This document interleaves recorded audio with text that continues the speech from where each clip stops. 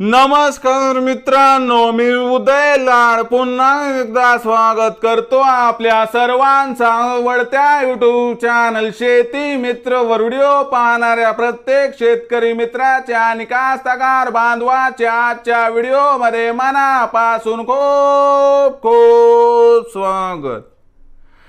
मित्रांनो, thumbnail पाहितलं, title वाचलं होईल मित्रांनो। सामान्य सोयाबीन उत्पादक कास्तकार बांधवांसाठी सर्वात महत्त्वाची अपडेट की आता 1 जून नंतर देशांतर्गत बाजारामध्ये 100% थांबवा सोयाबीनची विक्री।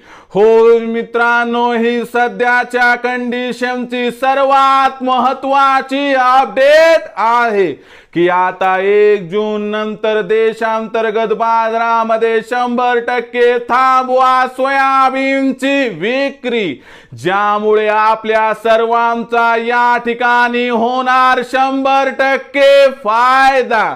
पण 1 जून नंतर आता देशांतर्गत बाजारामध्ये असं काय घडणार आहे की ज्यामुळे आता 1 जून नंतर देशांतर्गत बाजारामध्ये 100% थांबवा सोयाबीनची विक्री।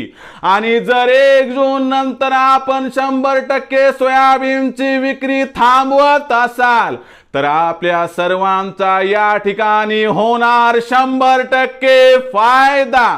पण कसा, या प्रश्नाचं अचूक उत्तर जाणून घेण्यासाठी आपण सर्वांनी हा व्हिडिओ आता सुरुवातीपासून शेवटपर्यंत पाहावा।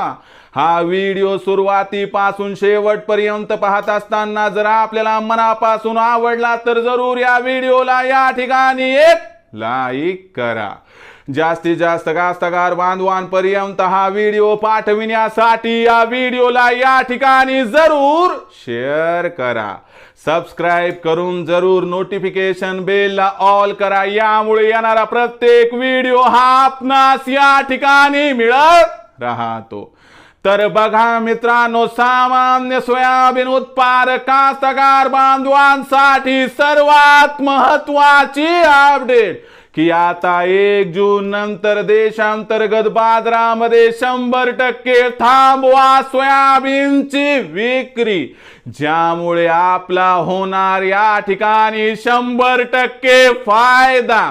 पण 1 जून नंतर आता देशांतर्गत बाजारामध्ये असं काय घडणार आहे की ज्यामुळे 1 जून नंतर जर आपण सोयाबीनची विक्री थांबवली तर आपला या ठिकाणी होणार 100% फायदा। पण कसा, या प्रश्नाचं अचूक उत्तर जाणून घेण्यासाठी सध्या देशांतर्गत व आंतरराष्ट्रीय बाजारामध्ये सोयाबीनची बाजारभाव पातळी काय आहे, सध्या देशांतर्गत आणि आंतरराष्ट्रीय बाजारामध्ये सोयाबीनची मागणी पुरवठ्याची स्थिती कशी आहे, या सर्वांचा देशांतर्गत बाजारामध्ये सोयाबीनच्या भावावरती परिणाम कसा होणार। शिवाय 1 जून नंतर देशांतर्गत बाजारामध्ये असं काय घडणार की ज्यामुळे 100% सोयाबीनची विक्री थांबवली तर आपला होईल फायदा। चला बघूयात। तर बघा मित्रांनो, आंतरराष्ट्रीय बाजारामध्ये सोयाबीनचा भाव हा $12.5 प्रति बुशेल्स पर्यंत पोहोचलाय, तरी देखील देशांतर्गत बाजारामध्ये सोयाबीनच्या भावात तेजी येत नाही। यामागचं सर्वात महत्त्वाचं कारण म्हणजे देशांतर्गत बाजारामध्ये स्थानिक लेवलवर असणाऱ्या अडचणी। कारण आपल्या सर्वांना माहित आहे की चांद्यापासून बांध्यापर्यंतचा कास्तकार बांधव हा या ठिकाणी सोयाबीनसाठी खत बियाणांची खरेदी 1 ते 15 जूनच्या दरम्यान करत असतो। आणि यामुळे आपल्या सर्वांना माहिती आहे की 1 जून नंतर आता देशांतर्गत बाजारामध्ये 100% सोयाबीनची विक्री वाढणार आणि वाढलेली सोयाबीनची विक्री आणि त्यासोबत सोयाबीनचा भाव पाडण्याचा व्यापाऱ्याचा सर्वात मोठा डाव की आता शेतकऱ्यांना पैसा आवश्यक आहे।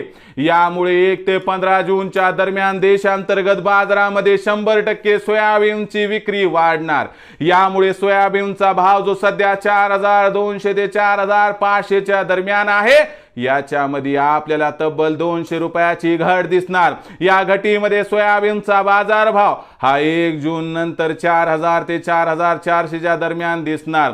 यामुळे आपण जर 1 जून नंतर सोयाबीनची विक्री केली तर आपलं या ठिकाणी 100% होणार नुकसान। यामुळे मित्रांनो स्वतःचं नुकसान टाळण्यासाठी या ठिकाणी 1 जून नंतर 100% थांबवा सोयाबीनची विक्री। मग कधी करावी सोयाबीनची विक्री? तर या प्रश्नाचं उत्तर आहे की 15 जून नंतर देशांतर्गत बाजारामध्ये सोयाबीनची विक्री घटून मागणी पुरवठ्यात तफावत निर्माण होईल आणि सोयाबीनचा भाव 100% या ठिकाणी वाढेल। सोयाबीनचा बाजारभाव हा 15 जून नंतर आपल्याला 200 रुपयांनी सुधारताना दिसणार आहे। भाव पातळी 4200 ते 4600 दरम्यान जाणार आहे। मग अशा परिस्थितीमध्ये आपण 1 जून नंतर देशांतर्गत बाजारामध्ये 100% सोयाबीनची विक्री थांबून 15 जून नंतर सोयाबीनची विक्री केली तर आपला होईल या ठिकाणी फायदा। तर मित्रांनो आता भविष्यात देशांतर्गत बाजारामध्ये काय राहणार, सोयाबीनचा बाजारभाव याबद्दल अधिक माहिती जाणून घेण्यासाठी पाहत रहा आवडतं यूट्यूब चॅनल शेती मित्र। आवडला असणारा हा व्हिडिओ तात्काळ लाईक करा, सामान्य कास्तकार बांधवापर्यंत पाठवण्यासाठी शेअर करा, सबस्क्राईब करून जरूर नोटिफिकेशन बेल ऑल करा। यामुळे येणारा प्रत्येक व्हिडिओ हा आपणास या ठिकाणी मिळत राहतो। तर मित्रांनो अशाच एका नवीन व्हिडिओसह मी आपला मित्र उदय लाड आपल्या सर्वांच्या आवडत्या यूट्यूब चॅनल शेती मित्रावर मिळत राहील। तोपर्यंत माझ्या प्रत्येक शेतकरी मित्राचे आणि कास्तकार बांधवाचे आजच्या व्हिडिओमध्ये मनापासून खूप खूप आभार।